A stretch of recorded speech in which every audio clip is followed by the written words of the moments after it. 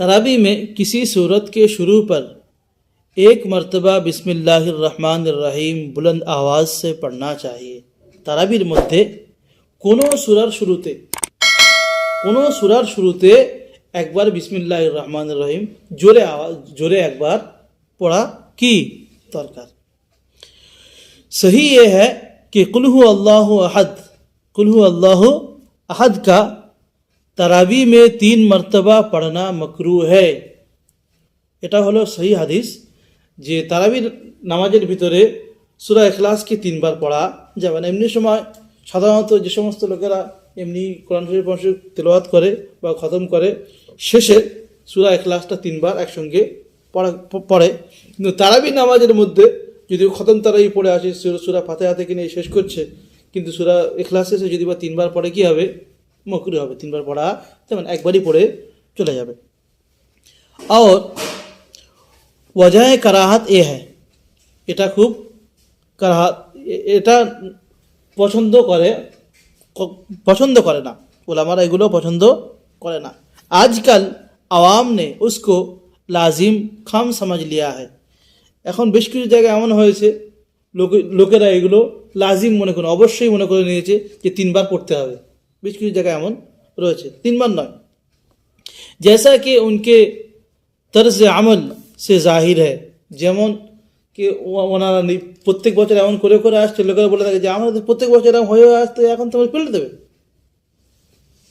এখন পেল্টে দেওয়ার কি আছে, মশলা যেটা বলে সেটা। লেহাজা মাকরু হয়। যদি তুমি এরকম মনে করো যে প্রত্যেক বছর হয়ে আসছে, এবছর কেন হবে, আমরা মানবনি, আমাদের করতে হবে, তো এগুলো করা কি হবে? মাকরু হবে, করা যাবে না।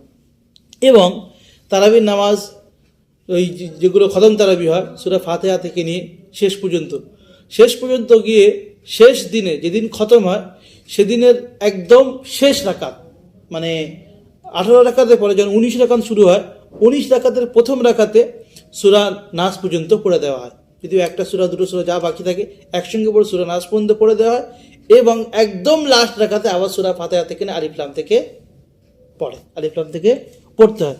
আলিফ লাম থেকে যখন পড়বে তখন হুমুল মুফলিহুন পর্যন্ত পড়তে হবে। হুমুল মুফলিহুন পর্যন্ত, উলাইকা আলা হুদাম মির রাব্বিহিম ওয়া উলাইকা হুমুল মুফলিহুন এই পর্যন্ত পড়বে। এর থেকে বেশি পড়াও মকরু। কি বলছে? হুমুল মুফলিহুন কে বাদ ভি কুছ আয়াতে কहीं कहीं पढ़ते हैं। কিছু কিছু জায়গায় এই উলাইকা আলা হুদাম মির রাব্বিহিম ওয়া উলাইকা হুমুল মুফলিহুনের পরেও কিছু কিছু আয়াত কিছু কিছু জায়গায় পড়ে, এগুলো পড়াও मकरू। जिन सुन्नतों को पढ़ना ज़रूरी है ये सब सुन्नत मुअक्कदा कहलाती है।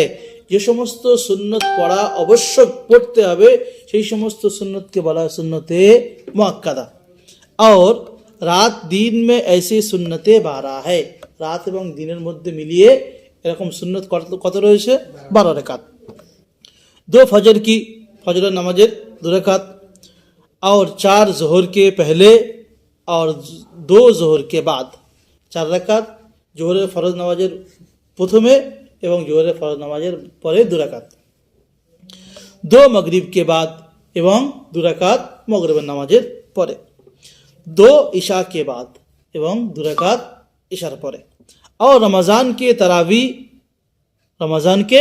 तरावी और बाज़े उलमा ने तहज्जुद को भी सुन्नत मुअक्कदा में गिना है। কিছু কিছু ওলামা তাহাজ্জুদের নামাজকেও সুন্নতে মুআক্কাদার মধ্যে शुमार করেছে। जोहर की 4 रकात सुन्नत की नियत अगर टूट जाए तो पूरी 4 रकात फिर से पढ़े, चाहे 2 रकात पर बैठकर अत्ताहियात पढ़ी हो या ना पढ़ी हो। যদি বা জোহরের নামাজ পড়া শুরু করে দিয়েছে, কিন্তু সময় সংক্ষেপের জন্য এই 2 রাকাত হয়েছে, তখন তকবীরের দিকে শুরু হয়ে গিয়ে 4 রাকাত যদি পড়তে যায়, রেকাত ছেড়ে যাওয়ার ভয়ে যদি বসে 2 রাকাতায় বসে আত্তাহিয়াতে পড়ে সালাম ফিরেও দেয়, তবুও কি করতে হবে? নামাজের পরে 4 রাকাত সুন্নত পড়ে দিতে হবে। नफल नमाज पढ़कर बैठना भी दुरुस्त है। नफल नमाज बैठकर पढ़ना भी दुरुस्त है। नफल नमाज বসে পড়া চলবে, लेकिन बैठकर पढ़ने से आधा सवाब मिलता है। কিন্তু বসে নামাজ পড়লে কি হবে? সওয়াব কত পাবে? অর্ধেক সওয়াব পাওয়া যাবে। इसलिए खड़े होकर पढ़ना बेहतर है, এই জন্য দাঁড়িয়ে পড়া উত্তম। उसमें তারাবি के बाद की नफल भी आ गई, এর মধ্যে তারাবির পরে নফলটাও কি এসে গেল।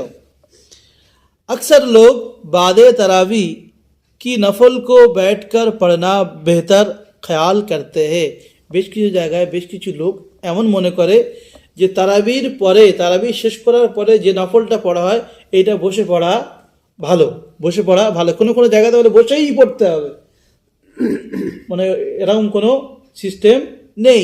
বসে পড়লে অর্ধেক সওয়াব পাবে, দাঁড়িয়ে পড়লে পুরো সওয়াব পাবে। ওদের মধ্যে এটাও চলে এসছে, ওই জন্য এটাও ফির বলে দেওয়া হলো। अलबत्ता अगर बीमारी की वजह से खड़ा ना हो सके तो पूरा सवाब मिलेगा, যদি বা অসুস্থতার কারণে যে দাঁড়াতে যদি না পারে, বসে বসে যদি বা নামাজ বসে বসে যদি নামাজ পড়ে তো দাঁড়িয়ে পড়ার সওয়াব সে পাবে। और फरोज और सुन्नत जब तक मजबूरी ना हो बैठकर पढ़ना दुरुस्त नहीं, ফরজ এবং সুন্নত নামাজ যতক্ষণ পর্যন্ত মজবুরি না হবে ততক্ষণ পর্যন্ত যদি বা পড়ে অসুবিধা আছে এর মধ্যে। ওই জন্য ফরজ যতক্ষণ পর্যন্ত মজবুরি না হবে ততক্ষণ পর্যন্ত ফরজ এবং সুন্নত নামাজ বসে পড়তে পারবে না।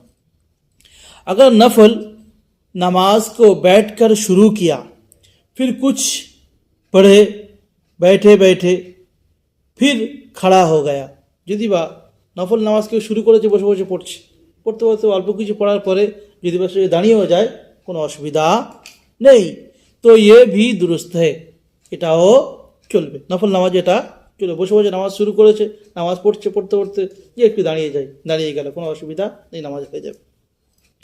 नफल नमाज खड़े खड़े पढ़े लेकिन ज़ौफ़ की वजह से थक गया, নফল নামাজ দাঁড়িয়ে দাঁড়িয়ে শুরু করেছে, দাঁড়িয়ে দাঁড়িয়ে পড়ছে, পড়তে পড়তে হয়তো বয়সের কারণে, কমজোরির কারণে খুব কষ্ট হচ্ছে, এরকম হতে পারে, কষ্ট হচ্ছে, তো किसी लाठी की टेक लगाना और उसके सहारे खड़ा होना भी दुरुस्त है, কোনো লাঠি ঠেকান দিয়ে বা কোনো জায়গায় ঠেক দিয়ে নিজেকে শক্ত করে রাখা এটাও চলবে, এটাও চলবে। खड़ा होना भी दुरुस्त है, मकरूह नहीं है। নফল নামাজে যদি বা কমজোরির কারণে যদি কোনো জায়গায় ঠেক দিতে হয়, যে দাঁড়িয়ে দাঁড়িয়ে নামাজ পড়ছি ঠিকই, কিন্তু শরীর অসুস্থতা বা শরীর দুর্বল হওয়ার কারণে বেশ কিছুক্ষণ দাঁড়ানোর পরে যদি কষ্ট হয়, কোনো জায়গায় ঠেক যদি দেয়, এটা মকরুহ হবে না, নামাজ হয়ে যাবে।